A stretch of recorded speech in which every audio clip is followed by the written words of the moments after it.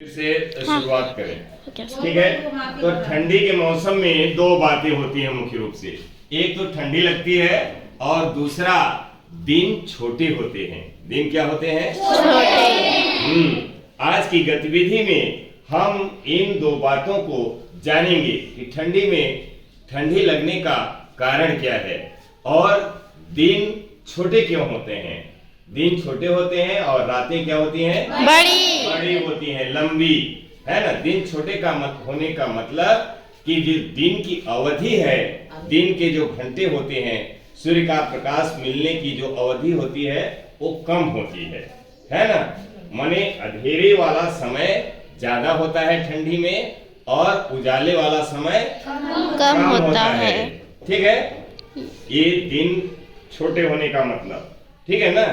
ये कैसे होता है? ठीक है, आप जानते हैं कि हमारी धरती सूर्य के चारों ओर क्या करती है? घूमती है, चक्कर लगाती है। ठीक है, हमने अभी ऐसी ही व्यवस्था करी है। हमने एक सूर्य बनाया है, ठीक है, सूर्य के रूप में हमने बल्ब को रखा हुआ है और ये हमारी पृथ्वी है। क्या है? पृथ्वी। हाँ, ये पृथ्वी का नमूना है जिसे हम लोग ग्लोब कहते हैं। पृथ्वी के नमूने को क्या कहते हैं? ग्लोब। ठीक है, और अभी ये पृथ्वी हमारी घूमेगी, है ना। जैसा सूर्य के चारों ओर घूमती है उसी तरीके से घूमेगी। एक पृथ्वी हमारी सूर्य का एक चक्कर कितने दिन में लगाती है? 365 दिन में। 365 दिन 6 घंटे, है ना, में लगाती है एक चक्कर पूरा, जिसको हम लोग एक वर्ष कहते हैं, है ना। एक वर्ष में सूर्य का एक चक्कर पूरा कर लेती है। ठीक है, इस दौरान इस पर सूर्य से मिलने वाले प्रकाश की मात्रा कम अधिक होती है ना, जिसके कारण से हम पृथ्वी पर कहीं गर्मी और कहीं ठंडी को महसूस करते हैं। ठीक है, तो चलिए शुरुआत करते हैं। अभी ये सूर्य है और लेकिन इसके पहले एक और बात बताना जरूरी है, ठीक है ना। वो क्या है कि ये हमारी धरती सीधे नहीं खड़ी है, बल्कि ये तिरछी है थोड़ी सी। क्या है? तिरछी। ये तिरछी घूमती है अपने अक्ष पर। ये देख रहे हैं? ये 23.5 अंश अपने सीधे अक्ष के सापेक्ष थोड़ा सा टिल्ट है, झुकी हुई है, 23.5 अंश झुकी हुई है। ये मुख्य कारण है जिसके कारण से हम साल के दौरान ठंडी और गर्मी का अनुभव करते हैं और दिन और रातें कहीं छोटी और कहीं बड़ी होती हैं। ठीक है, आप देखेंगे। ठीक है, देखिए अभी आप देख रहे हैं, अब जबकि सूर्य के इस ओर हमारी धरती है, पृथ्वी है, ठीक है, तो आप इसके ऊपर पड़ने वाले प्रकाश को देखिए। ये प्रकाश अभी क्या है, इधर उत्तरी भाग में, माने ऊपरी भाग में प्रकाश की मात्रा कम मिल रही है। प्रकाश की मात्रा क्या हो रही है? कम मिल रही है। माने आप इधर देखिए, इधर ज्यादा अंधेरा है ऊपरी भाग में, है ना, और निचले भाग में ज्यादा प्रकाश है। निचले भाग में क्या है? तो ये जो निचले वाले भाग में ज्यादा प्रकाश मिलेगा, माने वहां पर गर्मी ज्यादा मिलेगी। और इस समय हम धरती के इस निचले वाले भाग में, माने दक्षिणी भाग में ज्यादा गर्मी का अनुभव करेंगे। क्या करेंगे? गर्मी का अनुभव करेंगे, क्योंकि यहाँ सूर्य का प्रकाश ज्यादा मिल रहा है। साथ ही सूर्य से आने वाली प्रकाश की किरणें सीधी यहाँ पर पड़ रही हैं, सीधे पड़ रही हैं, और इस भाग में तिरछी पड़ रही हैं। ठीक है ना। और क्या हो रहा है, यहाँ प्रकाश कम भी मिल रहा है ना। एक कम भाग में मिल रहा है प्रकाश, अधिकांश भाग अंधेरे में है, माने ये रात की अवधि इधर ज्यादा है। ठीक है, जब हम इसको इधर ले जाते हैं, ठीक है,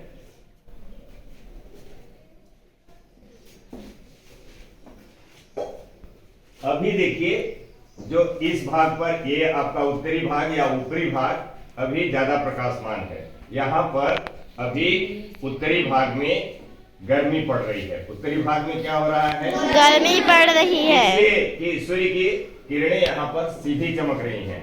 इस उत्तरी भाग को ज्यादा प्रकाश मिल रहा है और जो दक्षिणी भाग है या हमारी धरती का, हमारी पृथ्वी का दक्षिणी गोलार्ध वाला हिस्सा कम प्रकाश प्राप्त कर पा रहा है ना? ऐसा क्यों है? ये हमारी पृथ्वी के अपने अक्ष पर 23.5 अंश झुके होने के कारण है ना? आपको दिख रहा है इस ऊपरी भाग में ज्यादा प्रकाश मिल रहा है ना? और दक्षिणी भाग में इसके अपेक्षा कम मिल रहा है ना? क्योंकि अब इस तरफ ये झुकी हुई है, ठीक है। फिर घूमते हुए जब ये धरती आगे बढ़ती है और फिर इस ओर आती है तो क्या हो रहा है? आपको यहाँ उत्तरी भाग में आपको यहाँ पर अंधेरा दिख रहा है ना? इस समय दक्षिणी गोलार्ध में, धरती के दक्षिणी गोलार्ध में सूर्य की किरणें सीधी चमक रही है और यहाँ पर दिन की अवधि ज्यादा होगी, यहाँ पर गर्मी ज्यादा मिलेगी, है ना? क्योंकि सूरज की किरणों की सीधी आने की वजह से गर्मी की मात्रा ज्यादा मिलती है ना?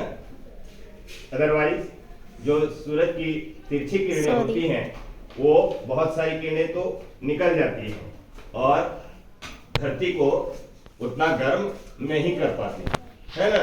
और कम अवधि के लिए भी सूर्य का प्रकाश मिलता है, जिसके कारण से हमारे उत्तरी गोलार्ध में इस समय क्या है? ठंडी है।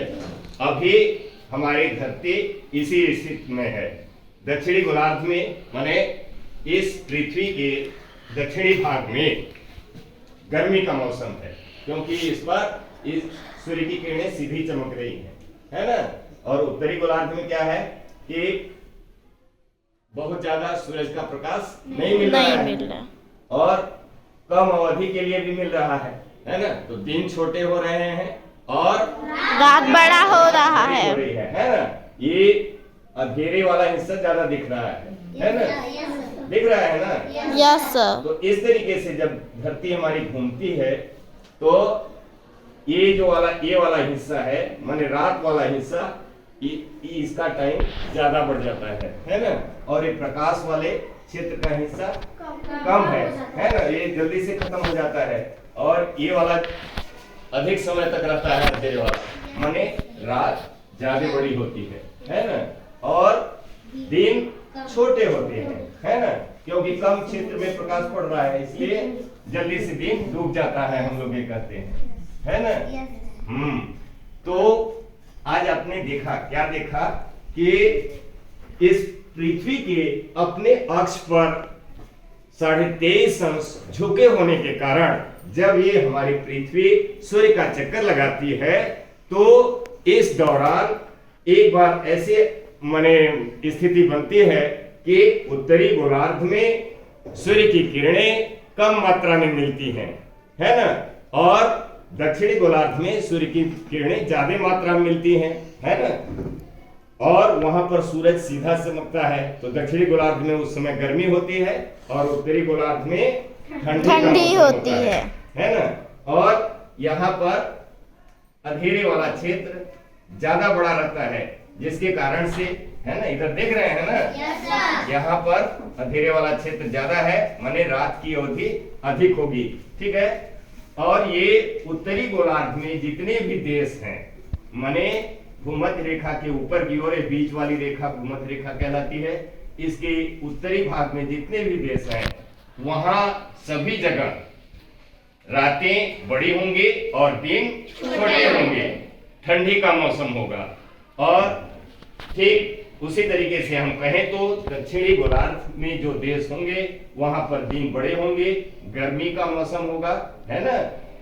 क्लियर है? Yes sir. तो आज हमको यही बताना चाहते हैं। Thank you. सर ने कहा भूमध्य रेखा, भूमध्य रेखा को और कौन सी रेखा कहते हैं? इसका और भूमध्य तो ये शाब्दिक नाम है इसका ना, क्योंकि ये बीचों बीच गुजरती है, इसलिए भूमध्य रेखा कहते हैं। और उसको और कौन सी रेखा कहते हैं? कौन बताएगा? छठी में वैसे बताया था मैंने। उसका नाम विषुवत रेखा। क्या बोलते हैं? विषुवत रेखा। और आप ये भी जानते हैं कि पृथ्वी चक्कर लगाती है?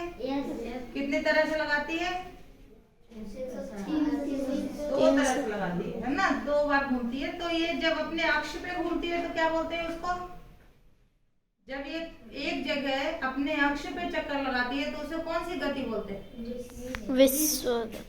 दैनिक गति और घूर्णन गति। दैनिक गति को घूर्णन गति कहते हैं, है ना।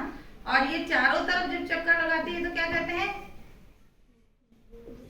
परिक्रमा करती है। क्या करती है? परिक्रमा। किसका परिक्रमा? सूर्य का। सूर्य चलता है क्या? नहीं। चलता कौन है? पृथ्वी। तो जब परिक्रमा करती है तो परिक्रमण गति होती है। कौन सी गति होती है? परिक्रमण गति। याद रहेगा? जब अपने उस पे अक्ष पे चक्कर लगाती है तो घूर्णन गति, और चारों तरफ चक्कर लगाती है तो परिक्रमण गति, है ना। और परिक्रमण गति के कारण ही ऋतुएं बदलती हैं, गर्मी से ठंडी, ठंडी से गर्मी। और इस दौरान जिस समय गर्मी का मौसम होता है जिस गोलार्ध में, उधर अत्यधिक गर्मी पड़ने के कारण बहुत अधिक समुद्रों का पानी वाष्पित होता है और गर्मियों में ही वर्षा होती है ना, जिसको हम लोग वर्षा ऋतु के नाम से जानते हैं। और वर्षा ऋतु के बीतते बीतते हमारी धरती इतना दूरी तय कर लेती है अपनी कक्षा में कि ये सूर्य का चमकना दक्षिणी गोलार्ध से उत्तरी गोलार्ध की ओर, है ना, ये होता है। और हम पढ़ते हैं ये भी कि भूमध्य रेखा के दोनों ओर कर्क रेखा और मकर रेखा है, जो उत्तर और दक्षिणी अक्षांश 23.5 डिग्री पर स्थित हैं, है ना। हम लोग मकर संक्रांति मनाते हैं और कर्क की संक्रांति भी मनाते हैं। कर्क की संक्रांति हम लोग लगभग 21 जून को मनाते हैं और मकर की संक्रांति 14 जनवरी के आसपास मनाते हैं, ठीक है। और ये मकर रेखा में, जनरली मकर रेखा में जब प्रवेश करती है तो उस समय मकर संक्रांति में हम लोग तिल के लड्डू खाते हैं, है ना। सबके घर में बनते हैं ना तिल के लड्डू। और जो जून में पड़ता है उसको सतुआ संक्रांति बोलते हैं, उस दिन सत्तू खाते हैं। सबसे पहली बार सत्तू उसी दिन खाया जाता है ना। इस तरह से एक उत्सव भी हमारे भारत में मनाया जाता है। जब कर्क संक्रांति होती है तो सत्तू संक्रांति के रूप में, और मकर संक्रांति के दिन तिल संक्रांति के रूप में मनाते हैं ना। पूरे भारतवर्ष में किसी न किसी तरह से, किसी न किसी नाम से मनाया जाता है ना। तो आज आपने इस गतिविधि के माध्यम से आवश्यक जानकारी प्राप्त करी और उम्मीद है कि आप इसे याद रखेंगे, ठीक है। तो आदरणीय प्रिंसिपल मैडम का, आदरणीय अर्चना मैडम का, आदरणीय इंदु मैडम का इस आज की गतिविधि में शामिल होने के लिए बहुत धन्यवाद, ठीक है। तो बहुत बढ़िया, सबने बहुत सुंदर ढंग से देखा किस प्रकार से मौसम परिवर्तन होता है ना, किस प्रकार से दिन रात बनते हैं, है ना। कहाँ पर दिन लंबा, रात लंबी, दिन छोटा, है ना, उसके अपोजिट अभिक्रियाएं होती हैं। तो आप देख रहे हैं ये एक प्रैक्टिकल है आपका। सुनने में और पढ़ने में एक अलग चीज़ होती है। जब आप इसको समझ के आप देखेंगे, कर देख रहे हैं यहाँ पर, तो आपका जो ज्ञान है वो स्थायी रहता है। तो मैं पांडे जी से कहूँगी कि बहुत बढ़िया प्रयास, और साथ में अर्चना मैडम ने भी संबंधित जानकारी हमें कक्षा 7वीं के विद्यार्थियों को दी। तो विद्यार्थी सभी ध्यान देंगे और आगे भी इस प्रकार के गतिविधियों में सभी शामिल होंगे। धन्यवाद सभी।